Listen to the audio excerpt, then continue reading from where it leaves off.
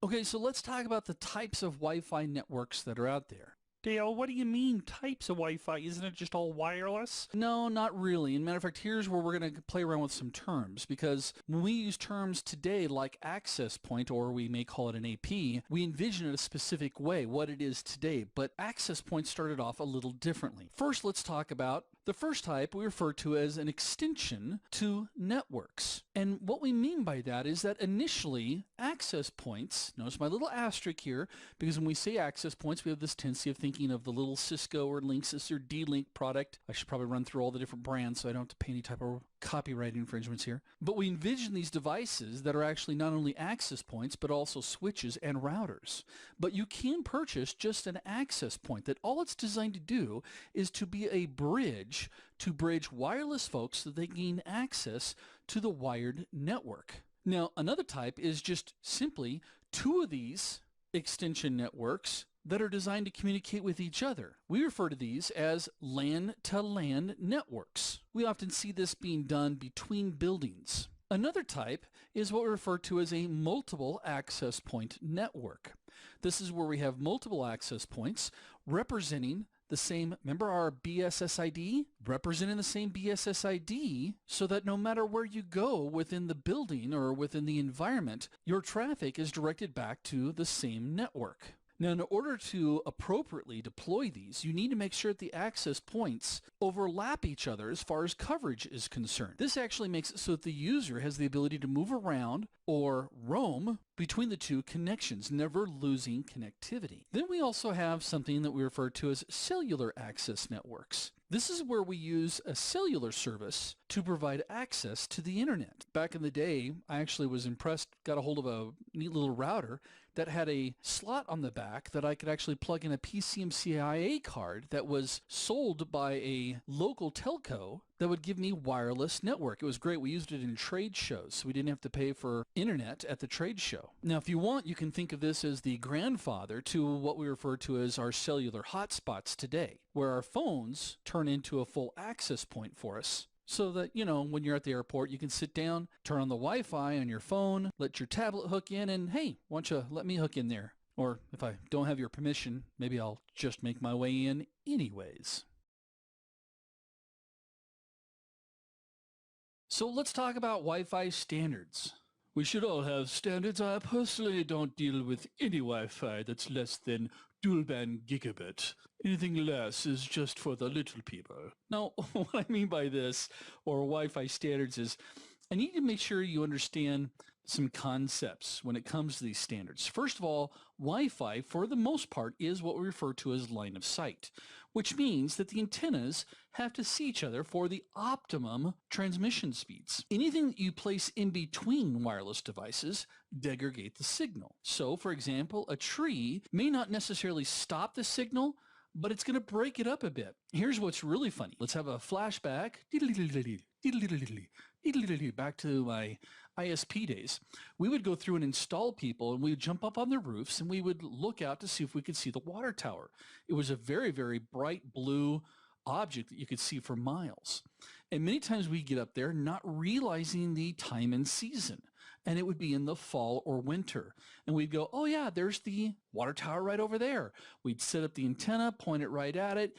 Things were great until spring came along. And then all of a sudden we had customers calling up saying, hey, my speeds are getting slower. And we'd go back out there, jump up on the roof and go, where'd the water tower go? There's a bunch of trees in the way. It's because the leaves filled in. Now, different objects can create what we refer to as reflection. We'll talk about that here in just a second. And one of the biggest culprits of reflection is, buildings. So in your home, when you set up an access point, the sheetrock and studs in the wall slow the signal down, just like what we saw in the tree. If you place your access point in the basement, because of typically cinder blocks that are used down there or concrete, the signal gets absorbed and won't pass through. The same thing applies with steel. In fact, if you go to my kids' elementary school, you walk in the front door, it's such an old building. I guess I shouldn't complain because it's well constructed, obviously, but it's made out of brick and mortar, and it must be some thick brick because literally as soon as I walk in, my cell phone goes from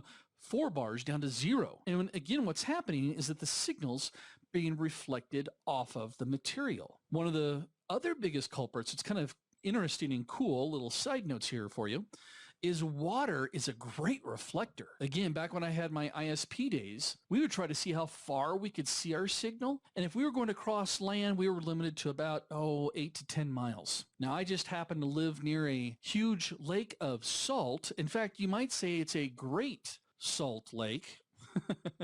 And just off of the lake or in the lake is a place that's called Antelope Island, and there's a causeway that you can drive out to it. And so we drove out to it, and it was a distance of about 10 miles to the water tower. But what's amazing is our signal was like 83% strong, because what happened is that the microwave just simply bounced, almost like a rock skipping, off of the surface of the water, which gave it more distance. Normally, the signal would just go into the ground and be absorbed. Okay, so there's something else you need to realize when it comes to line of sight. And it goes something like this. We know that we need to have line of sight between wireless devices. In this case here, we've got two different buildings with access points. We're trying to connect them up together. Now, both of them are transmitting, and in this case here, they're vertically polarized. So this is often referred to as the beam width. Well, where both of these beam widths intersect with each other, we have something referred to as the Fresnel zone. And the Fresnel zone has a rule to it. At this intersection, and there's a big calculation out there you can go do, but I'm just going to give you a rule of thumb, and here it is that the Fresnel zone cannot be blocked more than 40%. If it is blocked more than 40%, you have the possibility of not only losing bandwidth, but also not having any signal at all. This was another frustrating thing for me back in my ISP days, because again, we would go and we'd get a customer up and going, a business up and running, and all of a sudden another building would go up all of a sudden, or a tree would get taller and intersect into that Fresnel zone. Even though we'd get on the roof of the one building and we could see the water tower clear as day, we couldn't get a signal. Now, many times at about this point, I have students that usually ask me, well, Dale, does snow or sleet or rain or fog cause issues? And the answer is, well, it depends. Not normally so much. In a standard rainstorm, no, you're not going to see a huge decline in transmission. Extremely thick fog, absolutely, because humidity or moisture in the air, the more dense that it is. Remember how the Great Salt Lake, the water reflected the beam? Well, guess what? If the moisture, the humidity is too dense in the air, it's going to reflect my signal. Another thing that could actually affect signal strength as well is high wind, especially if the antennas are not secured down adequately. If they sway just a couple of inches, you can actually lose signal strength and bandwidth. So now that we got that out of the way, I'm just going to quickly show you the different Wi-Fi technologies that are currently out. Unless I'm missing one. I don't think I am though. Nothing in your immediate future. This is just a great reference chart because we've talked about different technologies here. Now, the latest and greatest, at least as of the publishing of this particular course, is 802.11ac. And I don't know if we'll see anything faster for some time. In fact, the time frame between N and AC was about 6 or 7 years, which is in computer years like a lifetime, right? Now, one of the big advantages of AC is that it does keep you cool. No, that's not what AC stands for. Maybe it's always cool. But it's based off of the original 802.11n.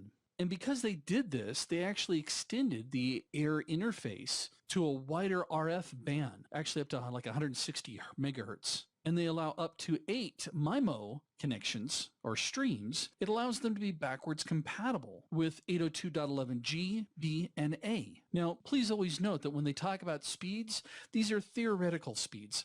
And here'd be my other suggestion for you too. This one ended up biting me in the back end when they released 802.11g. I rushed off to get the latest and greatest, and the standard had not been set by IEEE. And some of you guys may have experienced this, but back in the old days, you'd go off and buy a Netgear wireless card, and it wouldn't work with a D-Link router. It was because it was Netgear's own version of G, and same thing with D-Link. They wouldn't communicate properly with each other. So make sure that the IEEE standard's been ratified, which AC was actually ratified back in 2014. So you should be good to go. Now, 802.16, also known as WiMAX, is something we don't hear a lot about. And the reason being is because it's typically used by commercial companies to provide what they refer to as last mile wireless broadband access to DSL or cable. So we sometimes see it used also for microwave backhauls. Unfortunately, something came along called long-term evolution, or LTE. And so WiMAX has kind of gone the way of the dodo bird. Okay, let's talk about Wi-Fi authentication modes.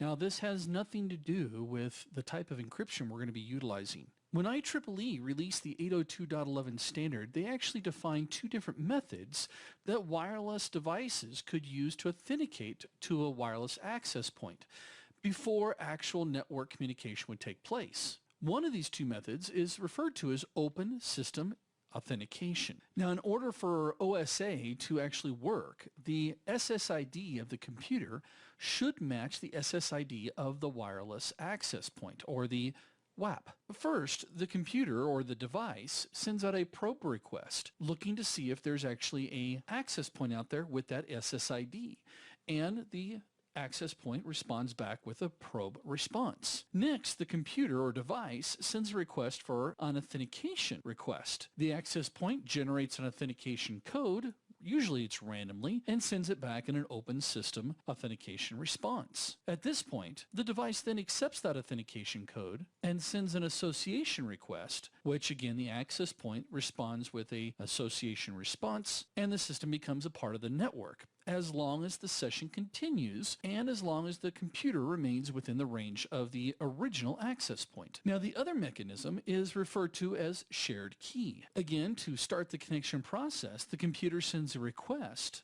for authentication to the access point. The access point responds by generating a sequence of characters called a challenge text. The computer encrypts the challenge text with its web key. Hey, this is where web comes into play, right? The computer then encrypts the challenge text and transmits the message back. The access point decrypts the message and compares it to the result of the original challenge text. If there's no discrepancies, the access point sends an authentication code. The computer is then able, or device is then able, to hook into the network. Again, so long as the session stays open, or as long as the device remains within range of the original access point. Now, share key may look familiar to you because it's utilized primarily for dun dun dun WEP. So guess what, folks? It's time to play Wireless Threat. Hey, I'm your host, Dale, and my lovely assistant, Julie, here is going to help me out. So here's the question: which authentication process is the least secured? Is it open system or shared key? If you selected open system, you would be wrong. Shared key is actually a less secure mechanism. And the reason behind this is because the shared key is it's shared. It's transmitted. So even though open system sounds like it's worse, we're going to use other types of mechanisms to secure down the network. Thanks for playing. Bob, tell them what they've won. You've won a brand new car. So let's talk about antenna types. Some of you guys may be familiar with only one or two of these, and so I want to make sure you understand these. It's kind of funny. After you study wireless, it's amazing. You'll start looking around as you drive, and you'll start to see antennas that you never realized were there before, and they pop up in the strangest of places. So when it comes to antennas, it's kind of like that old saying, different strokes for different uses? Okay, yeah, because depending on what you're trying to accomplish will determine what type of antenna you want to use. Let's start with the traditional one that everybody knows about. It's called the omnidirectional antenna. You've all seen something that looks just like these, right? The big fat one there we usually see on the back of our access point. That first one there on the far left, that's actually a commercial grade access point that we typically install on top of a mast. Now, with omnidirectional, it means that the signal is transmitted 360 degrees. And by default, it's broadcasted out horizontally, meaning that our beam width starts at the